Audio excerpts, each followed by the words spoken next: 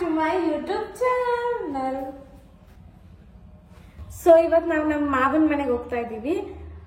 ಏನ್ ಸ್ಪೆಷಲ್ ಅಂತ ನಿಮ್ಗೆ ಅಲ್ಲಿ ಹೋದ್ಮೇಲೆ ಗೊತ್ತಾಗುತ್ತೆ. ಈ ನಡುವೆ ಸ್ವಲ್ಪ ಕೆಲ್ಸಕ್ಕೆ ಹೋಗಿ ನಂಗೆ ಟೈಮ್ ಇಲ್ಲ ವ್ಲಾಗ್ ಮಾಡಕ್ ಟೈಮ್ ಇದೆ, ಆದ್ರೆ ಅದನ್ನ ಎಡಿಟ್ ಮಾಡಿ ಪೋಸ್ಟ್ ಮಾಡಕ್ ಟೈಮ್ ಇಲ್ಲ.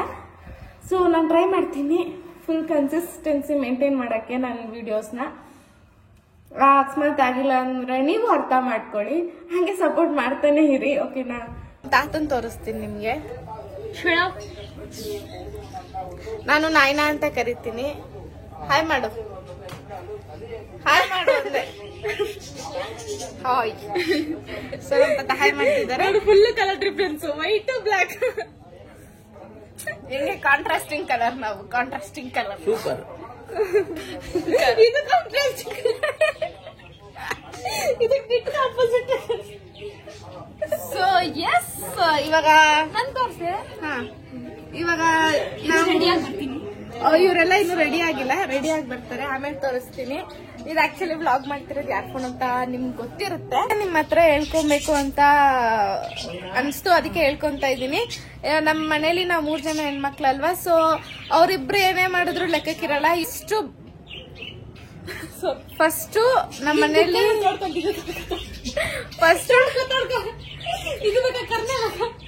ಫಸ್ಟ್ ನಮ್ಮ ಮನೇಲಿ ಬೈಸ್ಕೊಳ್ಳೋದ್ ಮಾತ್ರ ನಾನೇ.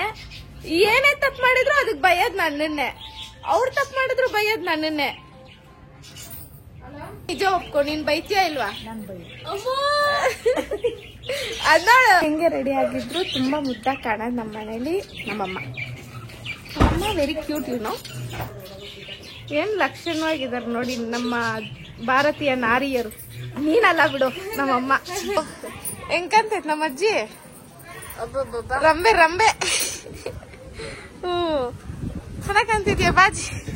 2 ಕಮ್ಮಂಗಿ ಜೊತೆ ವ್ಲಾಗ್ ಮಾಡಿಲ್ಲ, ಬಿಕಾಸ್ ನಾವು 3 ಜನ ಜೊತೆಲಿರೋದು ತುಂಬಾ ರೇರ್.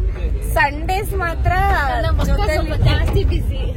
ಅವ್ರ ಫ್ರೆಂಡ್ ಜೊತೆ ವ್ಲಾಗ್ಸ್ ಮಾಡಕ್ಕೆ ಟೈಮ್ ಸಾಗಲ್ಲ, ನಮ್ ಜೊತೆ ಎಲ್ಲ ಮಾಡ್ತಾರೆ. ಇದು ಇವಳಿಗೆ ಸ್ವಲ್ಪ ಅನ್ಕೊಂತಾರೆ, ಏನಿಲ್ಲ ನಿಜವಾಗ್ಲೂ ಅವಳು ತಾಯಿ ಅನ್ನೋದು ನಮ್ ಜೊತೆ ನೀನ್ ಏನ್ ಬ್ಲಾಗ್ ಅಲ್ಲಿ ನೋಡ್ತೀರ ಅಷ್ಟೇ. ಆಕ್ಚುಲಿ ಮನೇಲಿ ಇವಳೊಬ್ಳು ಇದ್ದಾಳೆ ಅನ್ನೋದೇ ಮರ್ತೋಗ್ಬಿಟ್ಟಿದ್ದೆ ಅನ್ಸುತ್ತೆ. ಇವರಿಬ್ರು ನಾನು ಬೈದಿದ್ದು, ಇವ್ರಿಗೆ ನಂಗೆ ಸಂಡೇ ಹೊತ್ತು ಸಿಗೋದು ಈ 2 ಕಮಂಗಿ ಜೊತೆ ಇರಕ್ಕೆ. ಇವಾಗ ಏನ್ ಮಾಡ್ತಾ ಇದೀನಿ ಈ ಬ್ಲಾಗ್ ಅಲ್ಲಿ ಅಂದ್ರೆ, ಸೊ ಒಂದೇನಾದ್ರು ಹೇಳ್ತೀನಿ. ಆ ಸ್ಟೇಟ್ಮೆಂಟ್ಗೆ ನಮ್ಮ 3 ಜನದಲ್ಲಿ ಯಾರು ಸೂಟೇಬಲ್ ಆಗುತ್ತೆ ಅಂತ ನಮ್ ಒಪಿನಿಯನ್ ಜೊತೆಗೆ ನಮ್ ಪೇರೆಂಟ್ಸ್ ಒಪಿನಿಯನ್ ಕೇಳಿಸ್ಕೊಳ್ಳೋ ತರ. ಓಕೆ, ಸ್ಟಾರ್ಟ್ ಮಾಡೋಣ. Come let's start. Come let's start.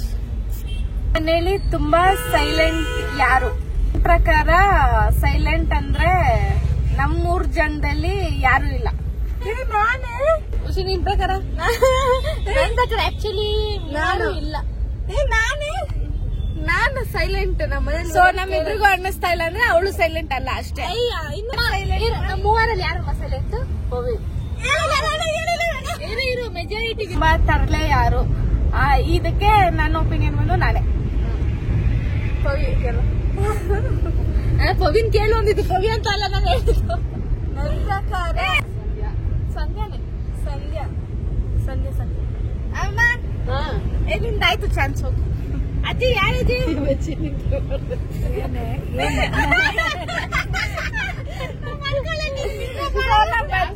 ಕಾರಲ್ಲಿ ಕುತ್ತಿ ಸ್ಟಾರ್ಟ್ ಆಗಿದ ತಕ್ಷಣ ನಿದ್ದೆ ಹೋದ್ರೆ ಮುಗೀತು ಕತೆ. ಅಮ್ಮ ನೀನ್ ಹೇಳಮ್ಮ ಈಗ ಯಾರಮ್ಮ ನಮ್ಮ ಮನೇಲಿ ತುಂಬಾ naughty? Sandhya. So it's me. ನಮ್ಮ ಮನೇಲಿ ತುಂಬಾ ಚೆನ್ನಾಗಿ ಓದೋರು ಯಾರು? ಅಮ್ಮ ಕೇಳು, ಉತ್ತರನೇ ಇಲ್ಲ ಅದಕ್ಕೆ. ಇದಕ್ಕಿಂತ ಅವಮಾನ ಇನ್ನೊಂದಿಲ್ಲ. ನಿಜ ಅನ್ಕೊಂಡ್ಬಿಡ್ತಾರೆ ಗೈಸ್. ಮತ್ತೆ ಟಾಪರ್ ಸೆಕೆಂಡ್ ಪಿಯಲ್ಲಿ 88% ತಗೊಂಡು 6th ಸ್ಟ್ಯಾಂಡರ್ಡ್ ಅಲ್ಲಿ ಫಸ್ಟ್ ಇವಾಗ ಸೊ ಏನಂದ್ರೆ ನಾನು 6th ಸೆಮ್ ಅಲ್ಲಿ ಜಾಬ್, ಹಂಗೆ ಪ್ಲೇಸ್ಮೆಂಟ್ ಜಾಬ್ ಆಯ್ತು ನನ್ಗೆ. ಜಾಬ್ ಹೋಗ್ಕೊಂಡು ಒಂದಿನ ಕ್ಲಾಸ್ ಅಟೆಂಡ್ ಮಾಡ್ತೀರಾ, ಒಂದಿನ ಬುಕ್ ಮುಡ್ತೀರಾ. ನನ್ಗೆ ಎಷ್ಟು 8.38 CGPA ಬಂದಿದೆ, ಡಿಸ್ಟಿಂಕ್ಷನ್ ಬಂದಿದೆ. ನನ್ಗೆ ನಮಗೂ ಡಿಸ್ಟಿಂಕ್ಷನ್ ಬಂದಿದೆ, 88% ರೀಸೆಂಟ್ ಬಂದಿದೆ. ನಮ್ಮ ಅಮ್ಮನ್ಗೆ ಡಿಸ್ಟಿಂಕ್ಷನ್ ಕೂಡ ಮ್ಯಾಟರ್ ಆಗಲ್ಲ ಅಂದ್ರೆ ನಾವು ಓದಲ್ವಂತೆ, ಆವರೇಜ್ ಅಂತೆ. ಇಂಥ ಪೇರೆಂಟ್ಸ್ ಇದ್ರೆ ನಮ್ಮಂತ ನಿಮ್ಮಂತ ಮಕ್ಳು ಬದುಕೋದು ತುಂಬಾ ಕಷ್ಟ ಆಗುತ್ತೆ ಜೀವನದಲ್ಲಿ. ಆದ್ರೆ ನಮ್ಮ ಅಪ್ಪ ಅಮ್ಮ ಯಾವತ್ತು ನಮ್ಮನ್ನ ನೀವು ಓದಿ ಓದಿ ಓದಿ ಅಂತ ಹಿಂಸೆ ಕೊಟ್ಟಿಲ್ಲ. ಅದ್ರ ಬದಲಾಗಿ ಬ್ಲಾಕ್ ಮೇಲ್ ಮಾಡ್ತಾರೆ. ನಾನು ಇಷ್ಟು ಕಷ್ಟ ಪಡ್ತೀನಿ, ಎಷ್ಟು ಗಂಟೆಗೆ ಎದ್ದೇಳ್ತೀನಿ, ಮಾಡ್ತೀನಿ, ಮತ್ತೆ ನಿಮ್ಗೋಸ್ಕರನೇ ನಾನ್ ಬದುಕಿರೋದೇ ನಿಮ್ಗೋಸ್ಕರ. ಸೊ ಈ ತರ ಬ್ಲಾಕ್ ಮೇಲ್ ಮುಖಾಂತರ ನಮ್ನ ಓದ್ಸಲು ಪ್ರೋತ್ಸಾಹಿಸ್ತಾರೆ ನಮ್ಮ ಅಪ್ಪ ಅಮ್ಮ. ನಿಮ್ಮನೇಲೂ ಇದೇ ತರ ಅನ್ಸುತ್ತೆ ಅಲ್ಲ? ಇದೇ ತರನೇ ನಿಂಗ್ ಗೊತ್ತಾ? ಬೇರೆ ಅಂತ ಹೇಳಿದ್ರೆ ಯಾರು ಅದನ್ನ ಕೇಳಿ ಅದನ್ನ ಹೇಳಿ ಫಸ್ಟ್. ನಮ್ಮ ಮನೇಲಿ ಈ ಕ್ವಶನ್ ನಾನೇ ಕೇಳ್ತೀನಿ. ಆಯ್ತು ಅಮ್ಮ ಒಳ್ಳೆ ಕೇಳಿ. ಸೊ ಈ ಕ್ವಶನ್ ಬಂದು ನನ್ಗಂತೂ ಸೂಟ ಆಗಲ್ಲ ಆ ಕ್ವಶನ್. ಇದು ಏನಂದ್ರೆ ನಮ್ಮ ಮನೇಲಿ ತುಂಬಾ ರೆಸ್ಪಾನ್ಸಿಬಲ್, ಮನೆ ಕಡೆ ರೆಸ್ಪಾನ್ಸಿಬಲ್ ಯಾರು ಅಂತ ಬಂದ್ರೆ ಅದು ವರ್ಷಿತಾ. ಬಿಕಾಸ್ ಮನೆಯಲ್ಲಿ ಕೆಲ್ಸ ಇಲ್ದ್ರೆ ಬಿಟ್ಟು ಬಿದ್ದಿರೋದು ಅವಳೆ. ಶಟಾಪ್ ಅಲ್ಲ, ನಿಜಾನೇ ಕೆಲ್ಸ ಇಲ್ಲ. ಕೆಲ್ಸ ಇದ್ರು ಆ ಕೆಲ್ಸದಲ್ಲೂ ಮನೇನು ನೋಡ್ಕೊಂತೀನಿ. ಅವೆಲ್ಲ ಸೀನೆ ಇಲ್ಲ.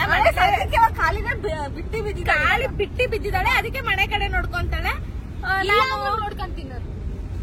ಆಯ್ತು ಬಿಡು ಸಾಕು. ನನ್ ಪ್ರಕಾರನು ನಾನೇ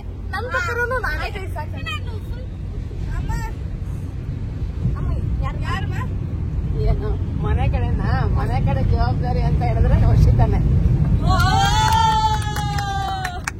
ಇದಕ್ಕೆ ನಾನು ಕ್ಲಾಪ್ಸ್ ಮಾಡ್ತೀನಿ. ಬಿಕಾಸ್ ರೆಸ್ಪಾನ್ಸಿಬಿಲಿಟಿ ತಗೊಳ್ಳೋದು ಅಷ್ಟು ಈಸಿ ಅಲ್ಲ. ಅದನ್ನ ನನ್ನ ತಂಗಿ ಮಾಡ್ತಿದ್ದಾಳೆ. I am proud of her. Keep it up my dear, keep it up. ನಾನು ಈ ತರ ರೀಲ್ಸ್ ಮಾಡೋದ್ರಲ್ಲಿ ಬಿಸಿ ಇರ್ತೀನಿ. ಸೊ ವಾರದಲ್ಲಿ ಒಂದ್ಸರಿನೂ ಇರಲ್ಲ. ಅವ್ಳಿಗೇನು ಸೊ ಗೊತ್ತಿರಲ್ಲ ನನಗೆ ಎಲ್ಲ ಏನ್ ಮಾಡೋದು, ಎಲ್ಲ ಕಾರ್ಪೊರೇಟ್ ಮಹಿಮೆ. ಅಲ್ಲೇ ಹೋದ್ರೆ ಸ್ಯಾಟರ್ಡೆ ಗೊತ್ತಾಗ್ಬೇಕಂದ್ರೆ ಓ ಅಂತ ಅವಾಗ ಇನ್ನೇನು ಆಗ್ತಿದೆ, ಕೆಲ್ಸ ಆಗ್ತಿದೆ ಅಂದ್ರೆ ಗೊತ್ತಾಗುತ್ತೆ. ಸೊ ನನ್ ಬಗ್ಗೆ ನಾನೇ ತುಂಬಾ ಹೊಗಳ್ಕೊಳಕ್ ಇಷ್ಟಪಡಲ್ಲ. ಸೊ ಸಾಕು. ಇದು ತುಮಕೂರು ಮಾವ ಅಂತ ತುಂಬಾ ವ್ಲಾಗ್ಸ್ ಮಾಡ್ತೀನಿ. ಸೊ ಇವತ್ ನಾವು ಬಂದಿದೀವಿ ಮತ್ತೆ ಅವ್ರ ಮನೆಗೆ, ತುಮಕೂರು ಮಾವ ಮನೆಗೆ ಬಂದ ಅಣ್ಣ. ಸೊ ಬನ್ನಿ ಹೋಗುವ. ಇಲ್ಲ ಶೇವಿಂಗ್ ಮಾಡ್ಕೊಳಕ್ಕೂ ಕಾಸಿಲ್ದಿರಂಗ್ ಆಗ್ಬಿಟ್ಟು ಇಲ್ಲಿ ಬಂದಾಗ. ಸೊ ಮಗುನ ಇವಾಗೆ ತೋರ್ಸಲ್ಲ ಬಿಕಾಸ್ ಅವ್ನು ತುಂಬಾ ಮುದ್ದಾಗಿದ್ದಾನೆ, ನಿಮ್ ದೃಷ್ಟಿ ಆಗ್ಬಿಡುತ್ತೆ. ಆಯ್ತಾ?